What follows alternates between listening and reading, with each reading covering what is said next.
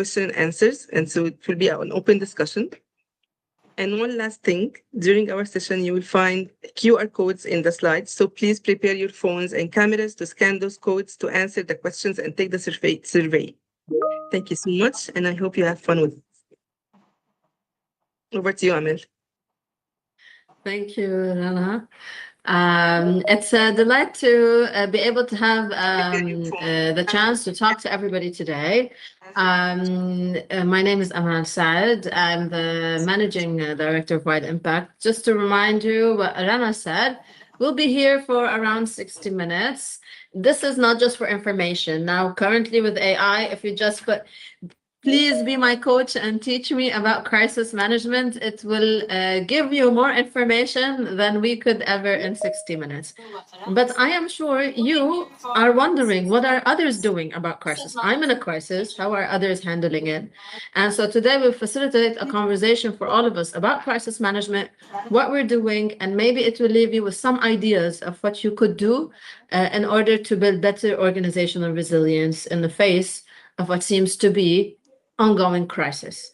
And if you have questions, do let us know. There is a chat box, and I would have a co-facilitator today helping me, supporting, so we don't miss any question. So please ask anything that you want. Today, we're gonna talk about three main things. First, crisis readiness. So how do we get ever ready for crises? Second, we're going to talk about, okay, how do we make backup plans? And finally, we'll talk about what happens in the next step. We have a few questions for you to think about, and hopefully we will send you a summary of today's session, and I believe this will be helpful for us. In the beginning, I'm going to ask you all, before I introduce myself, to go in the chat box, tell us who you are, what you do, where you're joining us from, and what is it of interest to you about crisis? Like, why did this topic grab you today?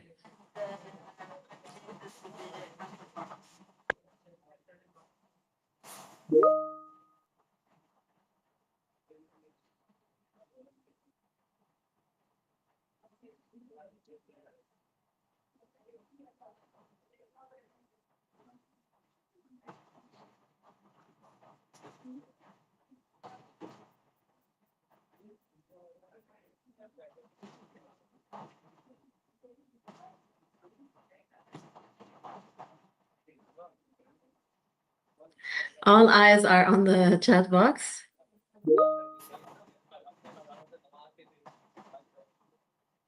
Welcome, Michael. We have Michael from Saudi Energy. And I don't want to jump and say that the crisis is affecting global energy, regional energy, Saudi energy for sure. So we have a lot to learn from your experience, Michael.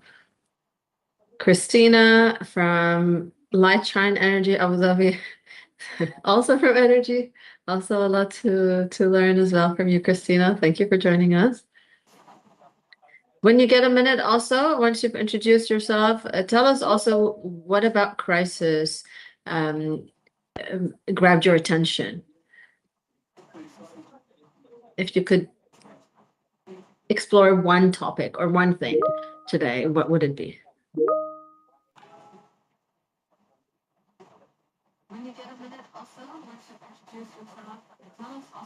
Welcome, Junaid from Amusement Operations.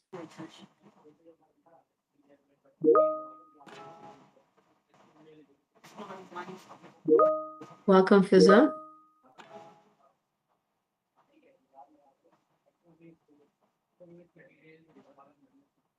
Welcome, Irfan. We can see how different people have different angles on the current crisis as well. Different industries are impacted differently just from the introductions.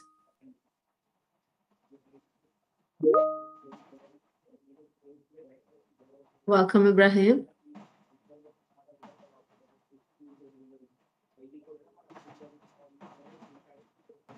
Yes, welcome, Gabriela. Definitely affected by the current crisis. Yes, but executives need to be during a crisis, Michael, everybody, all eyes are on the executives, and we're like, how can we get them ready to handle things?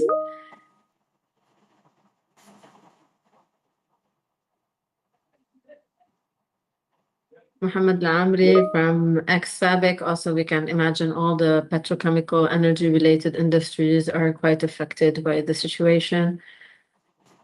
Andrea from Badami. Everyone has question marks from the current crisis. Okay. If you haven't introduced yourself, please do. I'm excited as much as to learn from you, as much as to facilitate the session. During a time of crisis, almost everything that we know becomes a question mark. So it's always good to use that as a learning, because learning starts with questions. Just a quick brief about me. I have worked extensively in learning and development.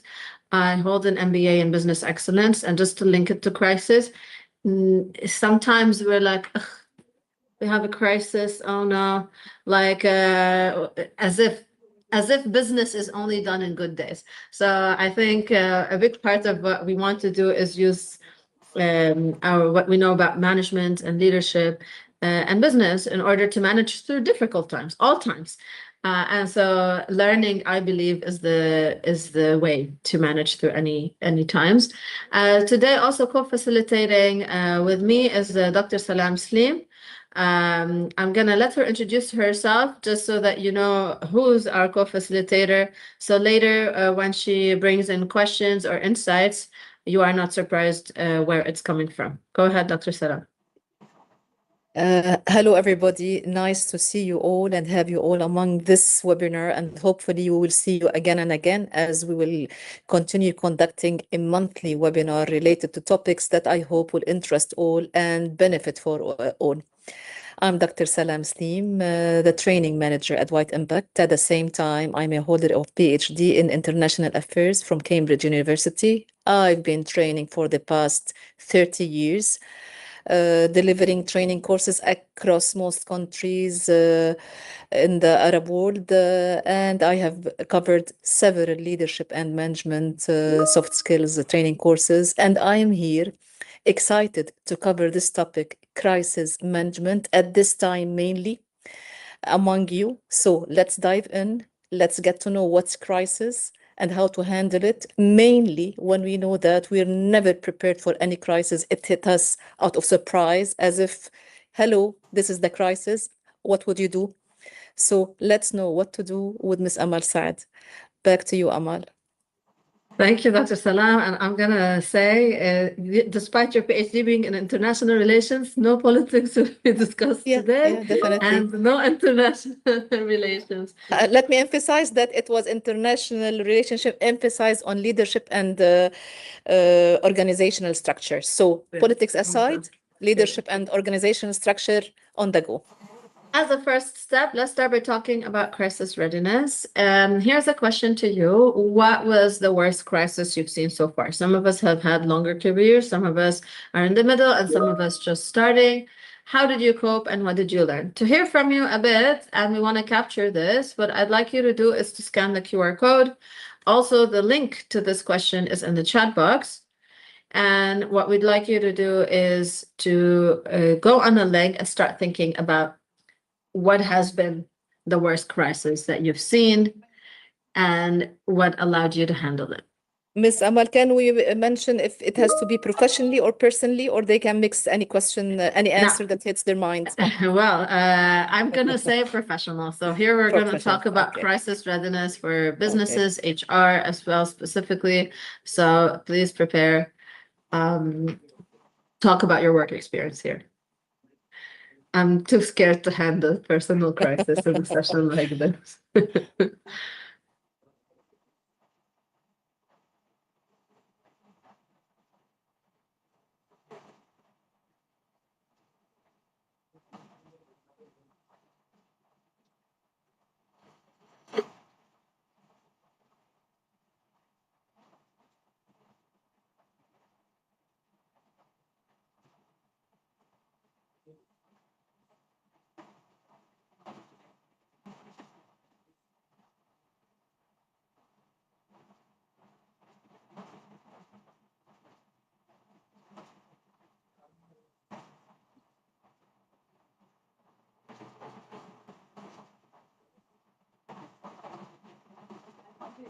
Done, ladies and gentlemen?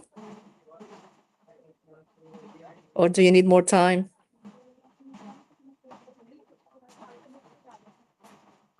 Ready to see the For the first results? question, for the first question. Okay. So don't forget. Okay. Can you change the slides, please, so we can go to this next question? Okay.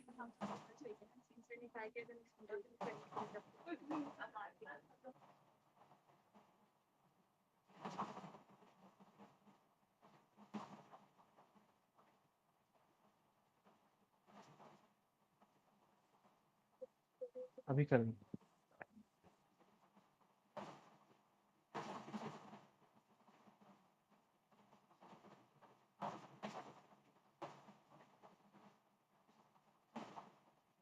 So for our first question, I feel like COVID seems to still be the worst crisis most of us have seen, but I see that the current situation seems to be second best. And we also still remember the financial crisis, and then some the war and other regional wars, but and some have talked about AI, the influence of AI. Very interesting. Okay, let's move to the next question. Can you all see the next question now? Not yet.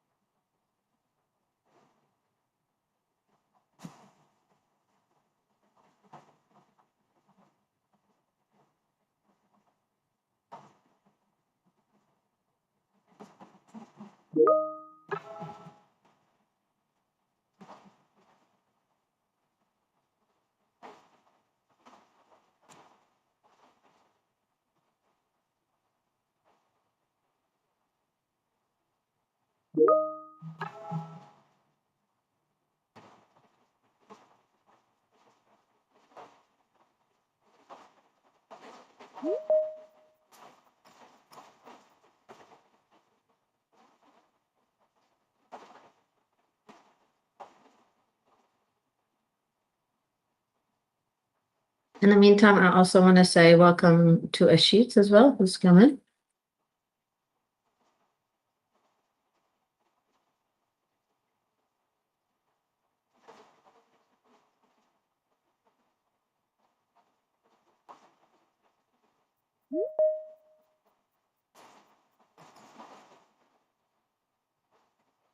Okay.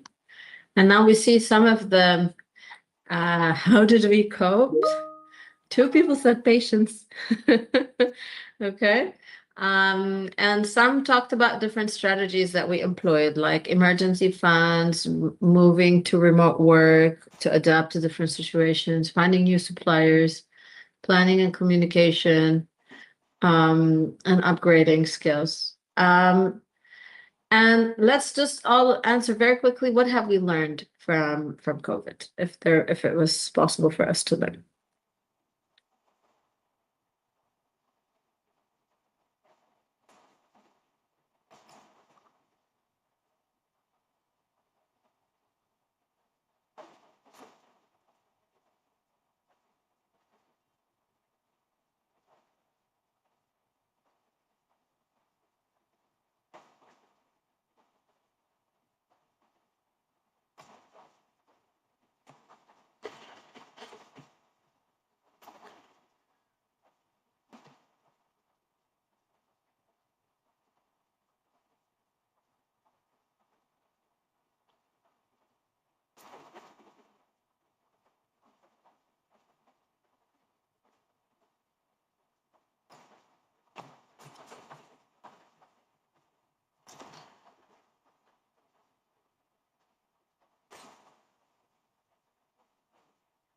So, what did we learn? We learned that things can change very fast in one day. Be kind. Someone says we learned that to be kind during crisis. Be patient. Change is the only constant, something we read in books and management consultants say a lot. And then we are hit with financial crisis in 2008, COVID in 2020. And for people in this region now, it just seems to be definitely a constant, for sure. Life is uncertain, value life and people. We are never fast enough. We have to adapt fast. Always have a backup. That's why we're all here today. Like, how can we have a backup to a backup plan? No. I want to say in reflection, there's something good and interesting about some of the most recent crises, and the worst ones we've been is COVID. I've heard from so many managers in many sessions, them saying, I learned so much in COVID. It made me ready for anything. Like, now that I've been through COVID, I can go through anything. At the same time, there's something about COVID, of it being a once in 100-year event, that makes us all feel like there's nothing we could have done to predict it, and therefore there's nothing we could have done about it, and we just deal with it as it comes. Also, the financial crisis of 2008, many people also realize we don't have major financial crises that shake the global economy like that every year. So, we've had a bunch of crises, but there's nothing we can do about them. And this is quite worrisome from a crisis management perspective, because while we have to be ready for things that come that we can't predict, there are lots of things that we can predict, and we should try to predict, and we should try to come up with backup plans. Therefore, our session, backup plan for the backup plan. So let's look at some of the worst crises in modern history. For example, going back to something similar to this, the Gulf War in the 1990s cost the world, other than so many damage to life and loss of human life, which was the unfortunate loss of every war, $52 billion in losses. Then comes the financial crisis with a $22 trillion hit to the economic crisis. And the effects of it still stays with many of us to this day. And in terms of a safety crisis, the tsunami that hit Fukushima in 2011, I don't know how many of you remember it, but it was quite scary for a big part of the world. Cost the world $360 billion, and it affected the global supply chain for a while. And finally, COVID-19 affected the world with $12.5 trillion damage, and made a lot of us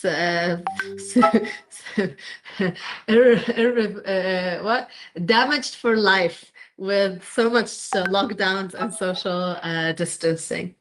At the same time, I'm sure you can all imagine some benefits that came out of these crises. In the way we work even today, that is a bit better because of these crises.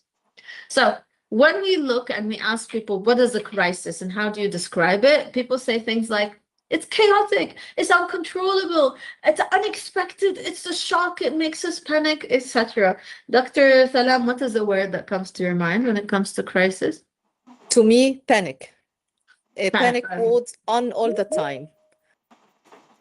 Yes. I don't know, maybe attendees, can you please write the word that describes your state when you hear the word crisis in the chats, and let Amal maybe now, explain. how did you see the current right crisis? Now. Yes. How did you please. see the current crisis? Yes, please. How would you What describe about it you, in a Amal? word? What about you, Amal? For me, crisis, I would say big, something big. Something big. Something that hijacks almost what we're doing. By the way, I have a point to mention. Can you go please to the slide before? Yes. The impact as in money about financial crisis, we say it's 22 trillion while COVID was 12.5 trillion. So the financial crisis outcame so much the COVID-19, yet the COVID-19 impacted us more than the Of course. financial crisis. I don't know if you can point to this, Amal. Yes, and let's not. I was surprised at the number, but let's not forget the loss of life, the fear Yeah. of the for people, the disruption to daily life. It's not just the loss of money; it was a loss of normalcy, and Yeah. it was a long and extended experience. So when we think of words, some of the things you guys are saying: instability, fear. It's a tornado. Yes. It's a sense of loss. It's a sense of panic. We're in survival mode. It's something we cannot change. It's terrible to our mental health. And we panic and we feel like, oh, what's going on? I don't know what's going on. There's uncertainty. I don't know how to handle this. And when we try to define crisis, of course, I have a researcher in me that knows that it's very hard to get academics to define. All of them agree on one definition. But here are some of the ways in which we see crisis. For example, ruled by unfamiliarity or the uncertainty.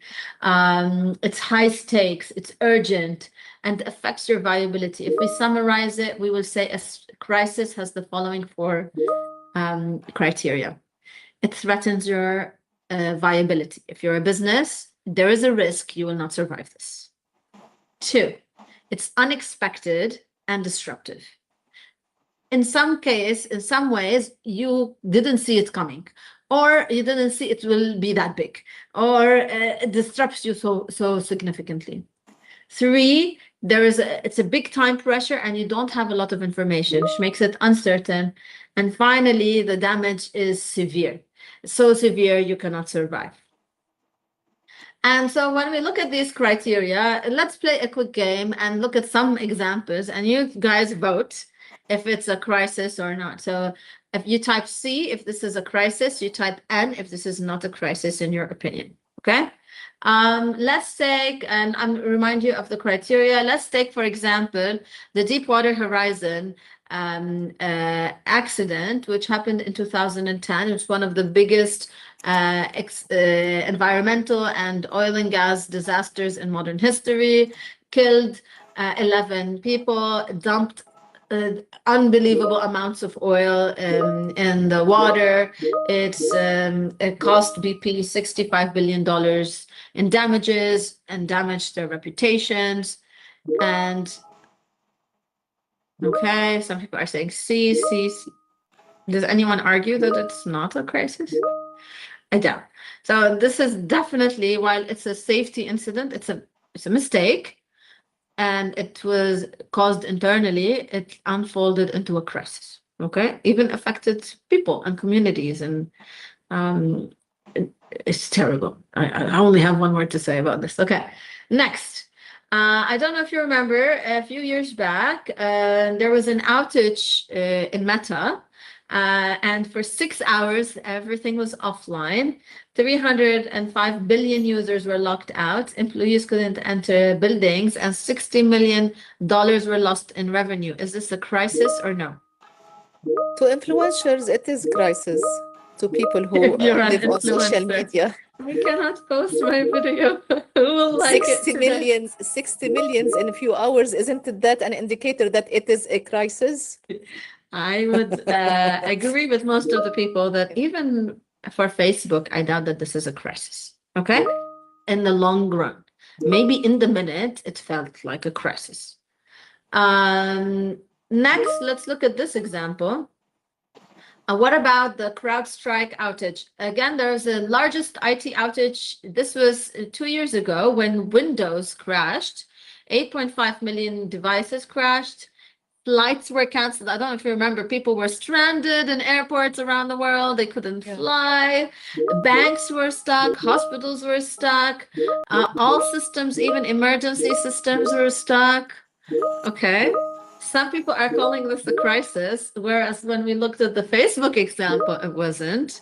What to you makes it more of a crisis here?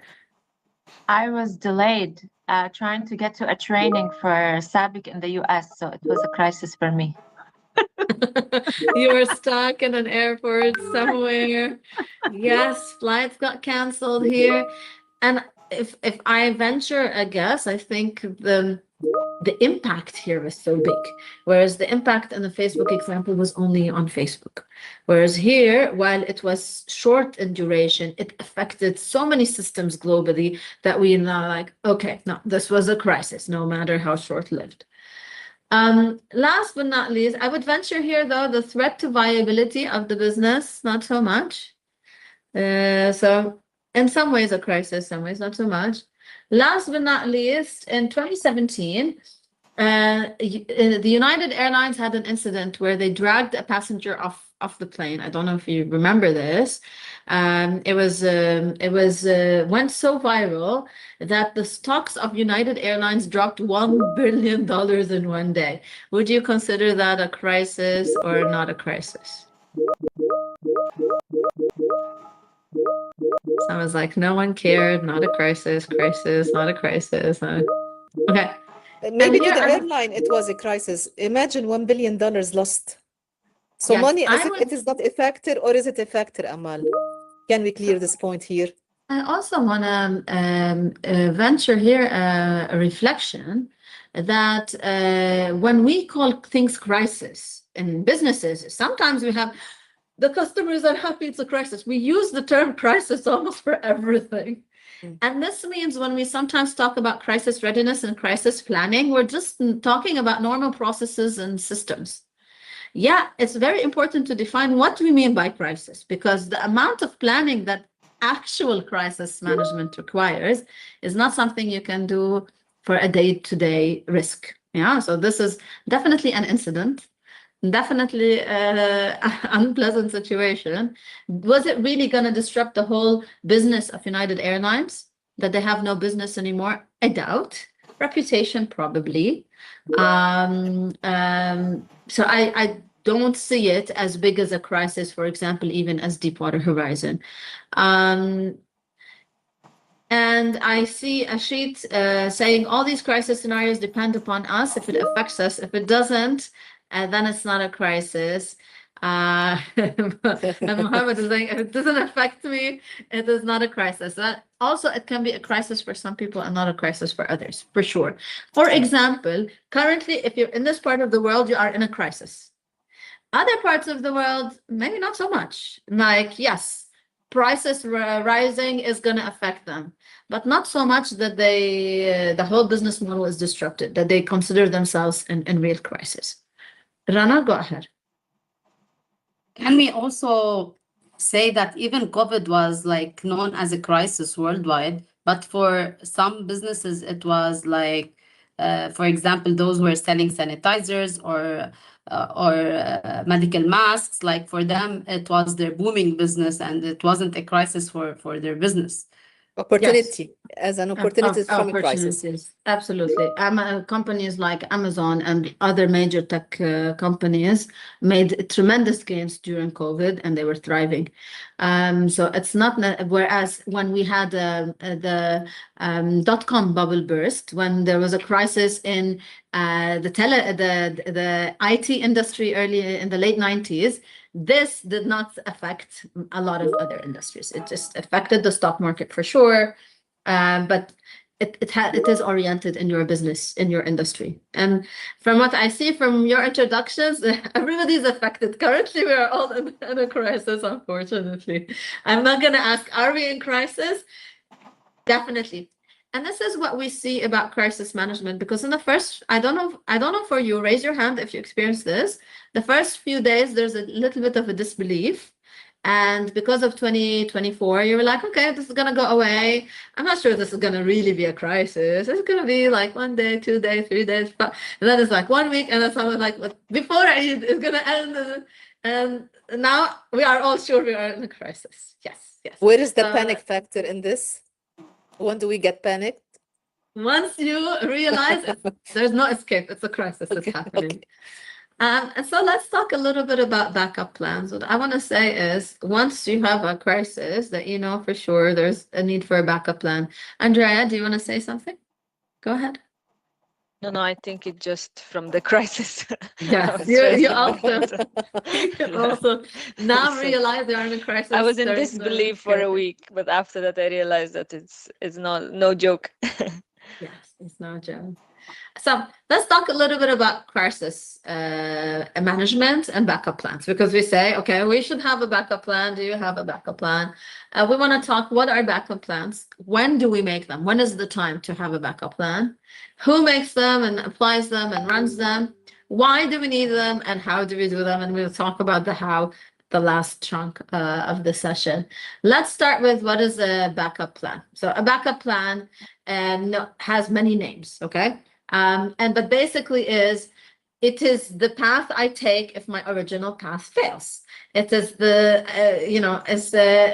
we call it plan B, or, we have many names for it. For example, it's a plan in case of failure. It's a contingency also sometimes where we leave a reserve for something. It's a scenario based in case, sometimes it's triggered by a scenario. In case this happens, then I do that. It's a way to shift direction. And one thing I like is that it offers multiple layers of protection. So it could be multiple plans on top of plans, not just one plan. And here is where many of us are from an HR background. So we usually offer the one layer, one backup plan for the organization, and other areas will offer other layers of protection for what happens. That said, let's ask the next question. When do we make a backup plan? And in order to answer, I have three options for you. Is it before a crisis, during a crisis, or after a crisis? And to answer, I want to ask you to vote again. So please tell us, when is the best time to make a backup plan? And this we want on Menti. Some people are typing in the chat box as well.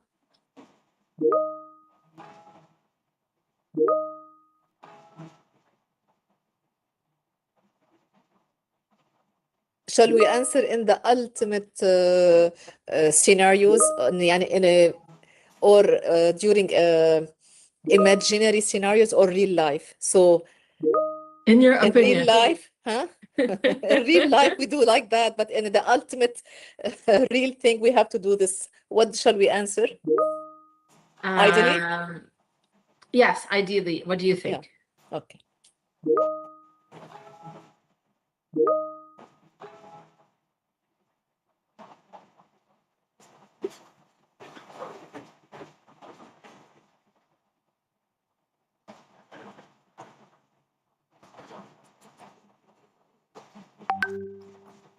Okay.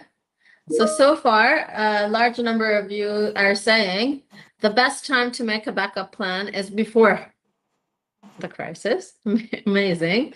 Here's what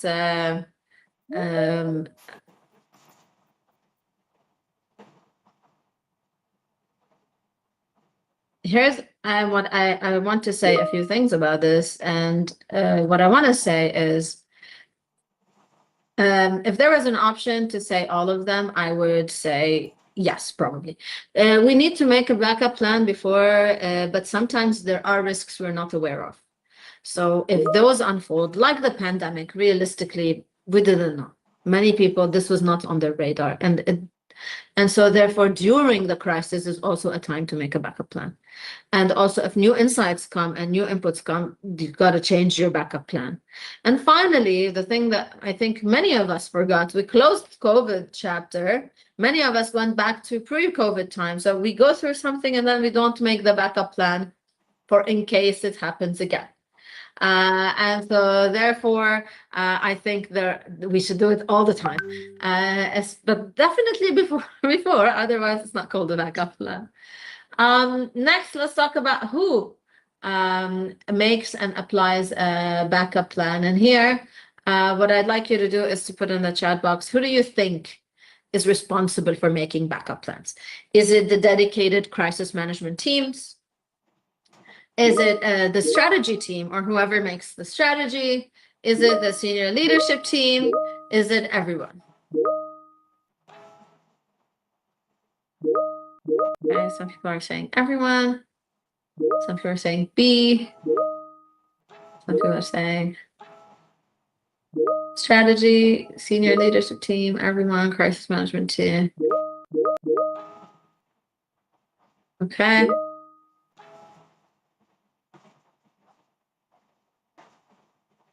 Well, let me try to do what I'm doing, which is combine everybody's answers. In many organizations, crisis management is reserved to one of these groups. So if it's large enough, they will have a crisis management team that belongs within strategy, that all they do is build readiness for crisis situations. This is especially true in high-risk industries. Or it could be the strategy team that dedicates some time for crisis. And definitely the only team that is involved is in leadership. So most organizations keep this reserved to A, B, and C. What happens then is the rest of the organization is not involved, doesn't see risks, doesn't see crisis, and doesn't have readiness.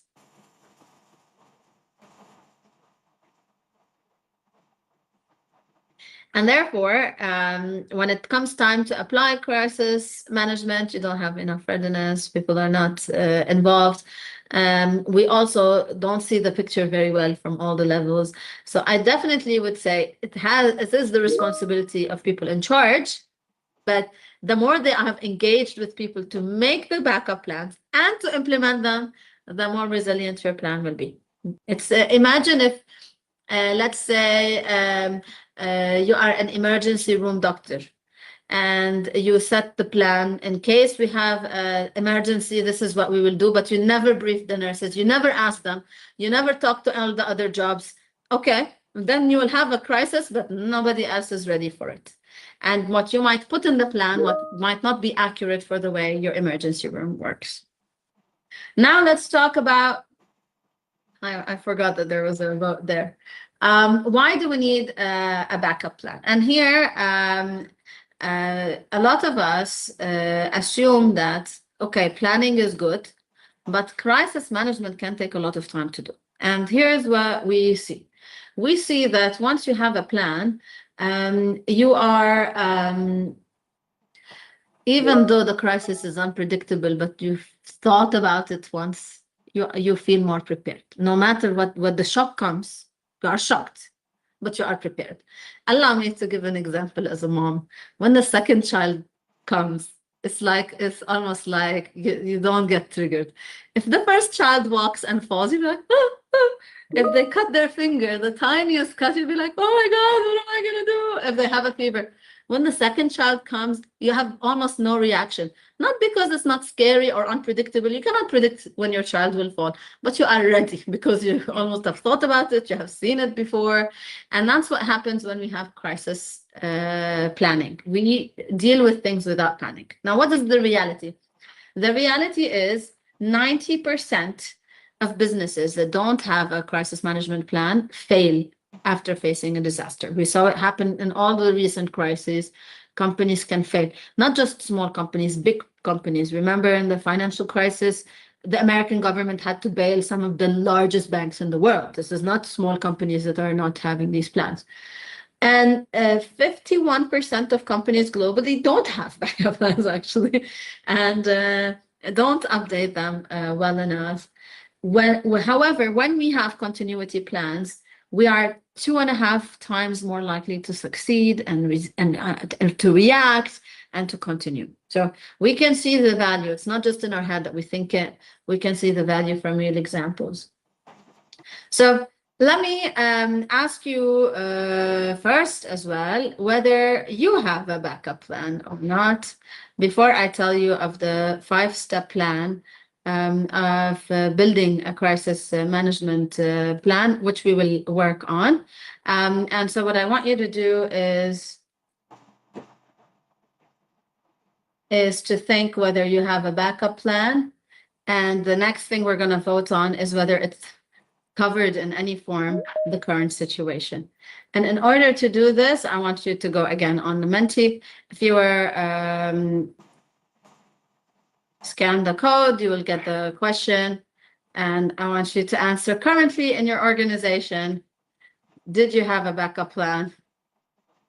And if so, did it cover the current situation? So we're gonna vote, and a slight reminder that we still have 15 minutes left to this interesting webinar. So I don't know how we're gonna compact all the ideas fast so that we will have a Q&A session at the end. So this is a reminder to you all attendees, please remember we have a Q&A session. Even if we exceeded the 1 hour set for this webinar, we can keep on talking and answering questions should you have any question. So collect your questions, gather them so that we will have the Q&A at the end of the session, I think in 15 minutes.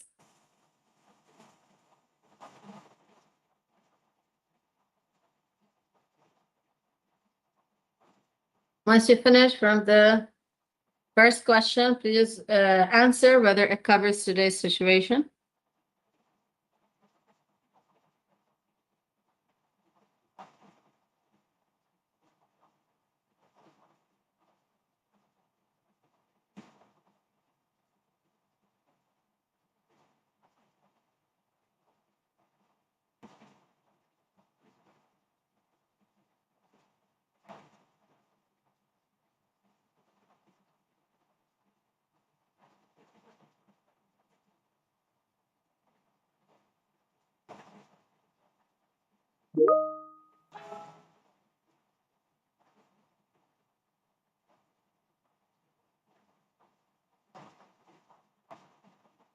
Are you done answering the first question to move to the second, please? Yes, please, let's move to the Okay. second.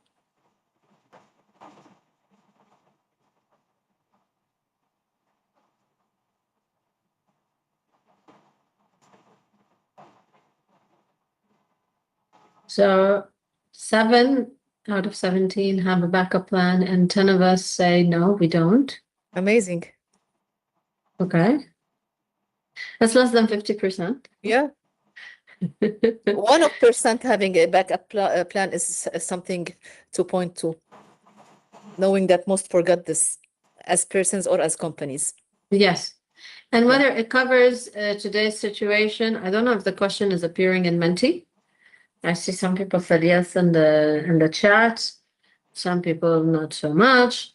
I think we are lucky that, I mean, I don't want to say we're lucky. This sounds Yeah. funny, but the 2024 brief war also, I think, maybe prepared us to think of this could be a possible risk. And then Yeah. when it disappeared, it was like, okay, not on our radar anymore. And then it hit unexpectedly, but maybe people were more emotionally prepared and prepared with the backup plans. So Yeah. how do we build a crisis management plan? What I will say is let's look at them as 5 steps. And today, all I will say is let's look at 1 and 2. So basically, in our business, we have a strategic planning process that works all the time. In this strategic planning process, we are looking outside, thinking what can go wrong. Right. So because it's crisis, we think, okay, in strategy, we also think, what do I need? What trends do I need to follow? The good things also we capture in strategy, but in crisis, we think of all the risks, what could go wrong. After we track these risks, we also map them and assess the possible scenarios that can emerge from them. And when we look at the scenarios, we look at how they can impact our business. And then from there, we make all the backup plans. So building a crisis management plan, I think the biggest difficulty is to keep your eye on the pulse and realize what could happen and therefore how could it impact you. And from there, you make all the backup plans. Remember that a backup plan is pre-planned, trigger-based, it must be feasible and actionable, and is focused on continuity. So you almost want to make sure that you can survive from the backup plan. Now I want to go a little bit towards the 5 steps and talk very briefly, how will that realistically look for businesses? Let's say you want to update your backup plan or you want to create the backup plan. So whether it belongs with you or with strategy, most companies that have a strategic management team, they are capturing trends, whether they use Festel or any form of economic analysis. They look outside, they look at the trends, what will change, etc. From there, the biggest thing to do is to pick from these, the ones that are worth paying attention to, and consider all the possible scenarios. From there, we make strategies, plan A, plan B, plan C, plan D, and we write the plan, we assign the roles. And finally, I want to highlight something, which is we have to test the plans. And here I want to mention, for example, executive training that we do, where we run it as a simulation. We bring the executive leaders of one of our clients, who, by the way, work in petrochemicals, so an industry definitely affected by the current closure. And we simulate business scenarios. And in one of those scenarios, we simulated the closure of Hormuz, which, by the way, is happening right now. And so you're never really ready of whether you can face a crisis until you have tested, would this plan work, until you have lived the scenario almost, so you can be ready for it.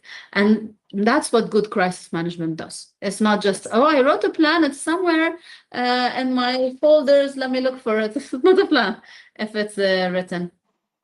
Before what we going say- further, Ms. Amal, can we please remind you that you will receive a reference sheet regarding several tips that we have dealt today if we receive your email. So kindly type in your email in the chat box so that we will receive your email and you will receive from our side a reference sheet. Back to you, Ms. Amal. So to summarize, what we're saying is that most companies have a mechanism to identify trends. In most companies, it doesn't happen all the time. It happens most frequently once a year. Now, with the current VUCA environment, this has to become a process where you're constantly updating some trends and indicators and checking and putting your pulse on the market, okay? Think about it like keeping track of energy prices. Today, people are tracking on the daily, but when it comes to risk, we have to constantly update them.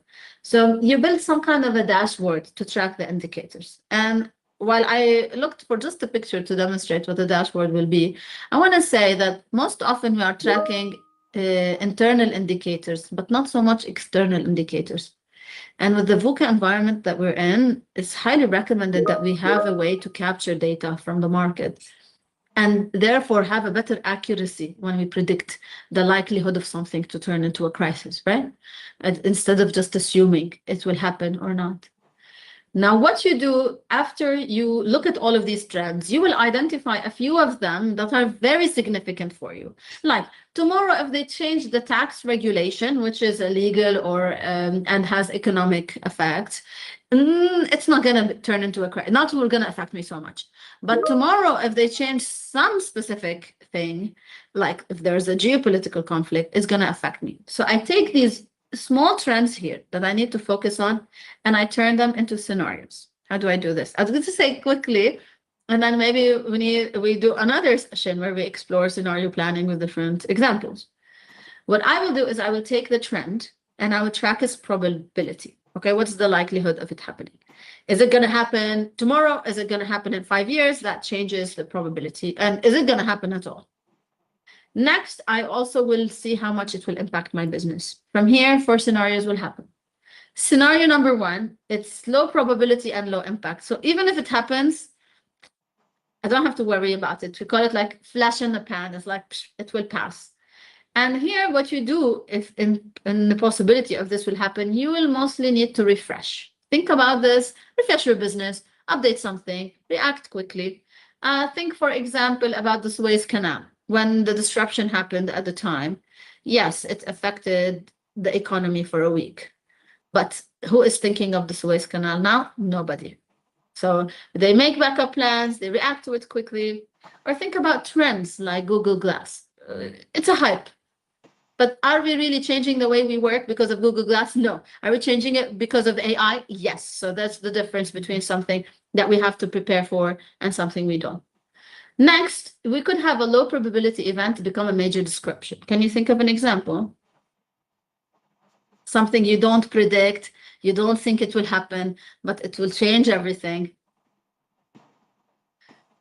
Another pandemic?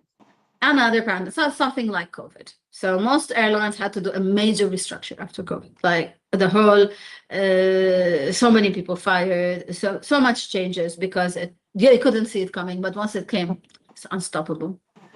Sometimes you have higher probability events, but the impact will not be so significant. And here you must predict them and slowly change to them. There's no rush. Think, for example, about the rise in green energy. Most energy companies now have stakes in sustainable sources. Are they panicking? No, they're slowly building towards it. It's not going to be rapid, and it's not going to change their business so much. Or think about McDonald's. The people who are eating healthier, they don't have to like, oh my God, we're going to go out of business. No, it's not yet. But they have to now introduce healthy food options in their menus. Last but not least, sometimes you get something high probability and high impact that really you must be prepared for the transformation. And one of the best examples is the rise of streaming, for example. Traditional media had to change their business model. Now all of them are in streaming because Netflix came in. Or the rise of cloud computing. And once Microsoft was on the cloud, everything is on the cloud actually. Or AI is one trend that it's like, no matter what you do, it's going to come and you must be prepared. And these things will not just, they're not a flash in the pan. They're going to really change how you work. And so with all of these scenarios that can happen, if you are constantly keeping your finger on the pulse, I call this like the weather check. You don't go outside without having the right wear. And to wear what you need is you don't check what the temperature will be. And you don't check the temperature once a year, you check it every day, right? So you're constantly looking. And if there's a storm, you check once before the storm, right? And so think about this as checking the weather forecast. And from there, being prepared for the different scenarios. Do I need to carry an umbrella, a jacket? Do I need to wear boots? Do I need to carry all of them? Do I need to also wear layers in case it gets sunny in the middle of the day? So the more I predict the weather, the better I have all the options ready. That I buy maybe items that I don't have. I invest in places that I need. And then I will be readier for everything. Once you do these 2 steps, I think, which is first 2 of the 5, you'll be much readier to handle and much readier to create the backup plans. So some takeaway questions for us to think, ask each other, ask our leadership teams. First of all, do we have a written backup plan or are we just operating on hope? Oh, we hope things are going to be okay. Or do we have, if A happens, we're doing this. If B happens, we're doing that. If C happens, we're doing this. 2, does it cover currently what's happening? And does this backup plan have a backup plan in case other things happen on top of what's going on now? 3, who's owning this backup plan? Who's activating it? Who's communicating it? There are multiple roles in making it happen. Last, when was it last tested with a real drill? And if it hasn't, can I just now simulate it? Can I practice it? Can I be readier? Even if I'm in one crisis, don't let this crisis run away from me. Let me be ready. Last, if our backup plan failed tomorrow, what's our backup move? That's why we have a backup for the backup. Now I'll hand it back to Dr. Salam for Q&A. And it was hopefully food for thought for us today. Definitely won't be everything we need to do when it comes to crisis preparedness, but hopefully will inspire us all to do a lot more to get ready and to face what's going on. Really, we have to thank you, Amal. In 1 hour, we were able to capture the essence of having a plan to deal with the crisis. We know now that crisis hits without being informed of. Maybe the surprise factor is what makes a crisis having that impact on us, but being prepared will ease its impact on us. So we will open this discussion for an open Q&A. Any question in your mind regarding crisis, please let us share together. We will hear from you and try to answer you. We will get knowledge from what you're asking because maybe you're pointing to things that we haven't thought of. So any questions, you can either type them in the chat box or raise your hand and we'll go one by one. A slight reminder, please send us your emails so that we will send you a reference sheet having few tips, few ideas about crisis and how to handle them. other than the questions that we're waiting from your side.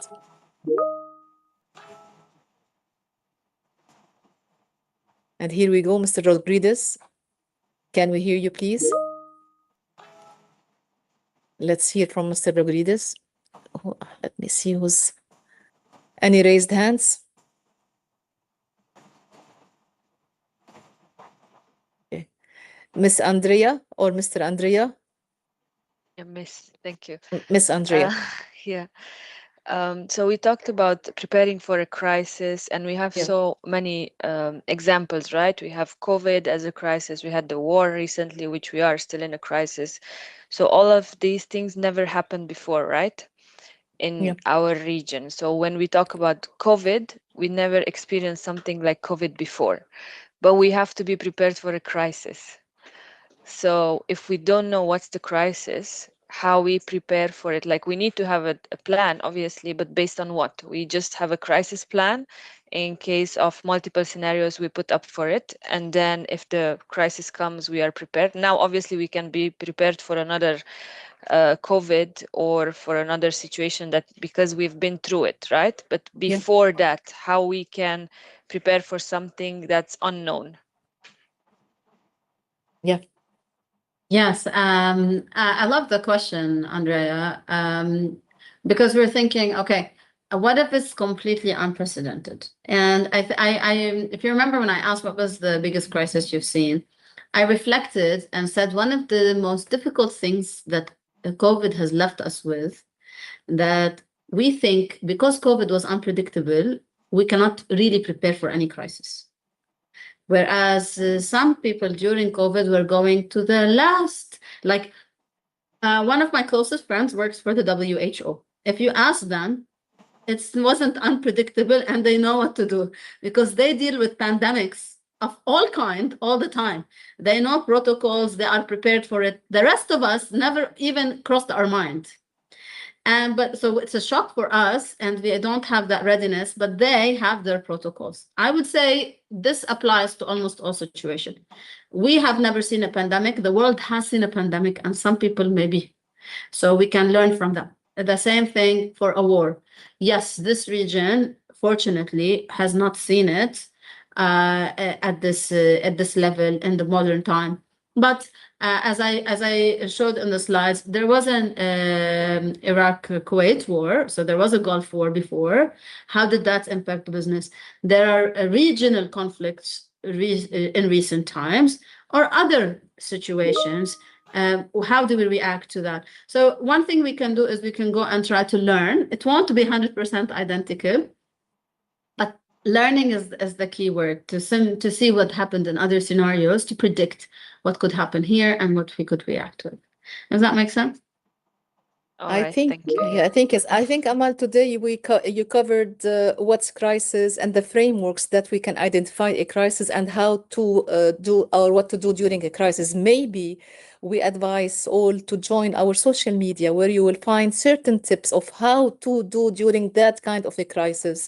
We will post tips, we will post articles related to crisis and how to behave or what to expect or how to be prepared regarding any crisis. So this is two reminders. I'm also reflecting with you, Andrea, that part of whether when you've seen it before, you feel more assured that you can handle it. Yeah. There's almost this thing when you haven't seen it. It's human. We panic, right? That was my example about the second child. It's not that if your child is sick, you don't worry. It's that, okay, I can handle it. I know myself that I can handle it. Not that my child can handle it or I know what will happen, but I can deal with it. And when it comes to building confidence, learning is a very important component. The more we are trained at handling crisis, at making these plans, at communicating with stakeholders, at launching these plans, the more we will feel ready for crisis. And so because we are a training company and we do a lot of learning and development, we see this as a learning question, like how can we help leaders feel empowered that when they are making crisis management plans, when they are leading their companies in times of crisis, they feel that confidence. Confidence comes from learning. The experience doesn't have to be in real life. It can be in simulation. Like, I mean, imagine if we put a pilot on the plane to get real experience with never simulating it. No, they have to first simulate it, okay? And you don't always simulate a real life plane crash for them to be ready for a real plane. You don't simulate that on a plane. You don't fly the plane and say, okay, we're gonna crash just to see how you handle it. No, you simulate it on a computer. That's the best you can do. And for us, we simulate it in a training room. We simulate it so that at least we build that confidence and that training so they feel more empowered to handle it. So it's a learning from other crises and learning for our leaders to feel more ready to handle it. Tariq, We go have ahead. another question. Please, can we read the question from the chat one by one? So Mr. Ashid said, how do you relate threat and vulnerability to possibility and impact in terms of identifying a risk?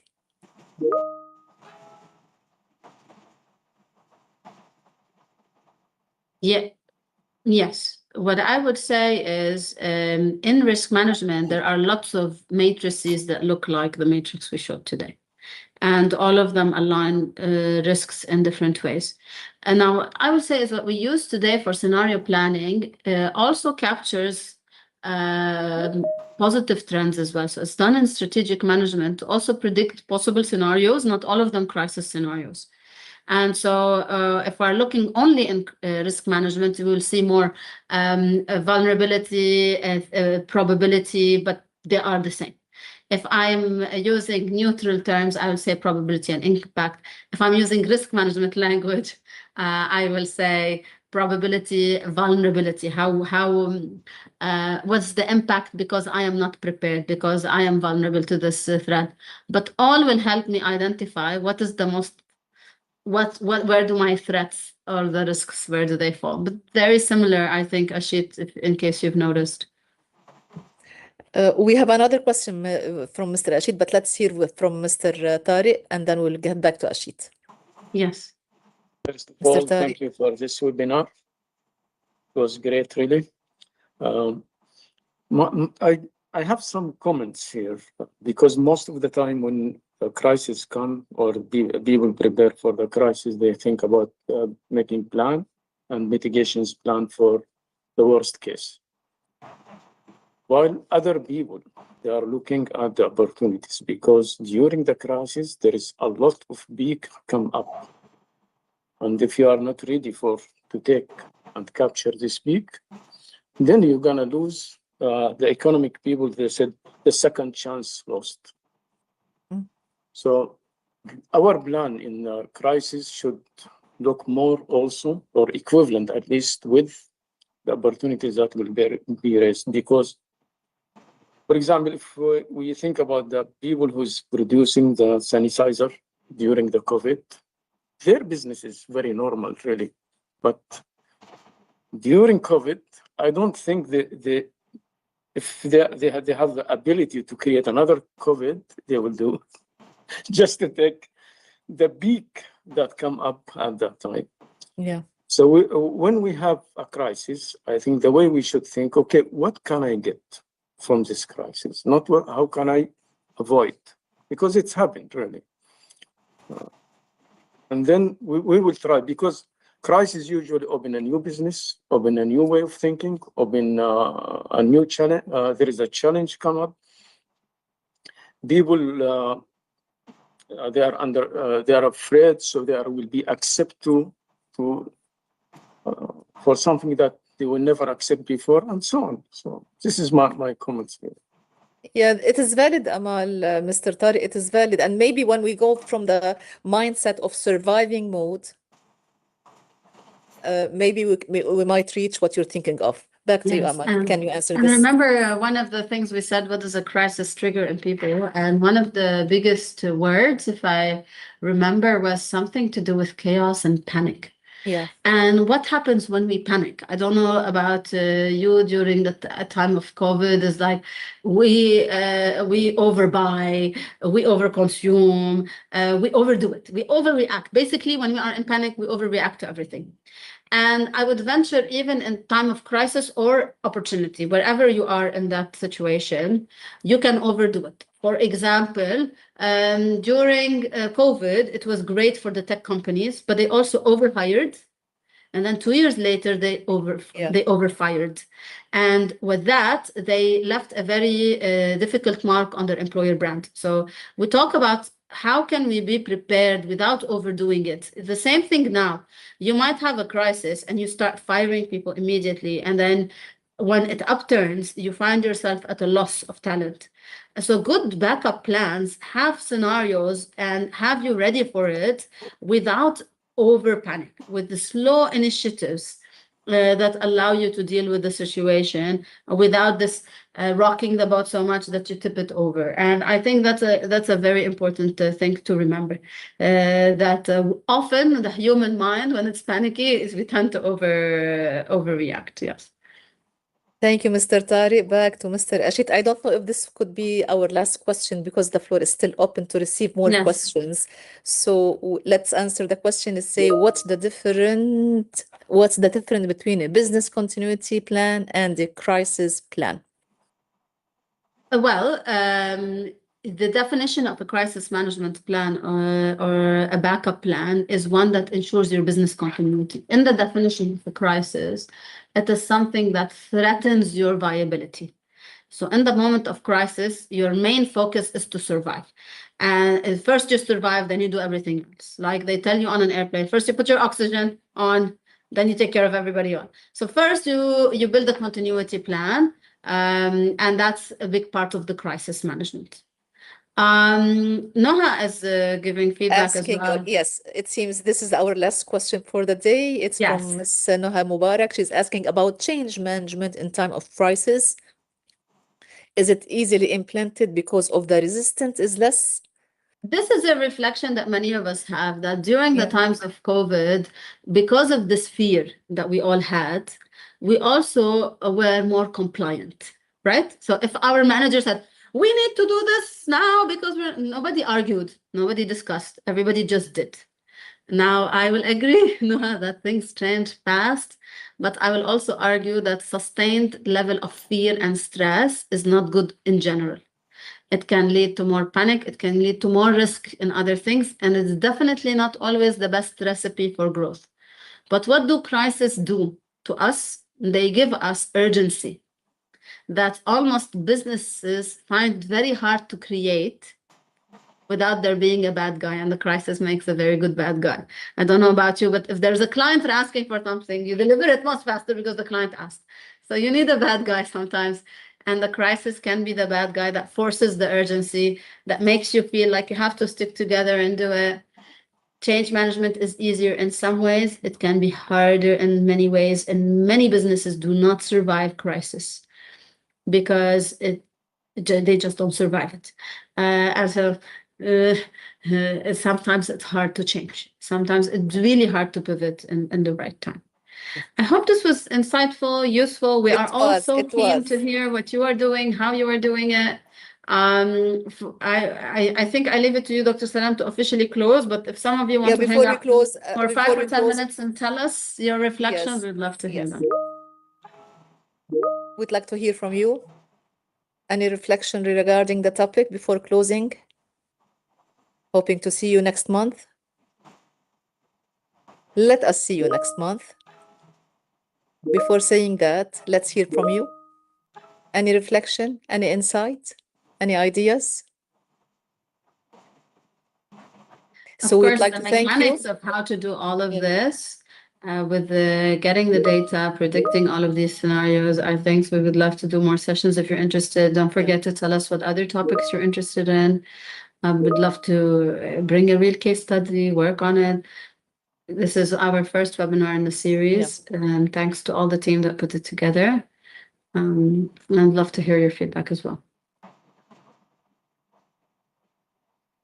Before hearing Amal's last quote or before closing here, I just want to remind you that you can follow us on social media to see our upcoming agendas and seminars or webinars and all our activities.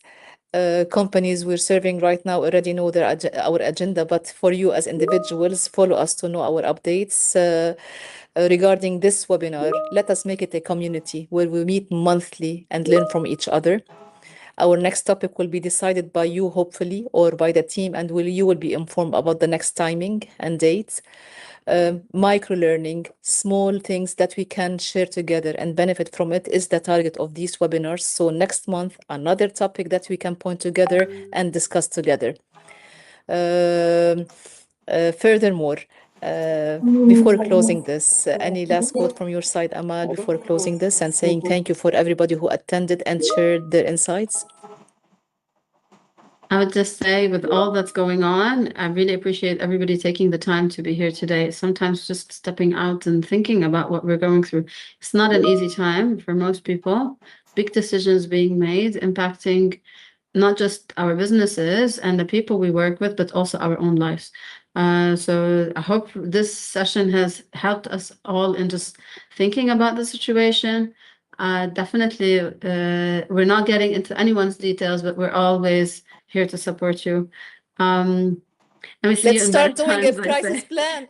Shall we Yeah. advise them? Yalla, close here and go do your plan. Have a Yes, crisis plan. And yes. should you need I'll any update help it, or yeah. consultation from our side, call us directly. We will help you in that plan too. I always have to help. Yes. Thank you, everybody, for attending. Hope to see you next month. إلى اللقاء. Thank you, Thank everyone. you. Thank you. Thanks, everyone. Thank you. Thank you.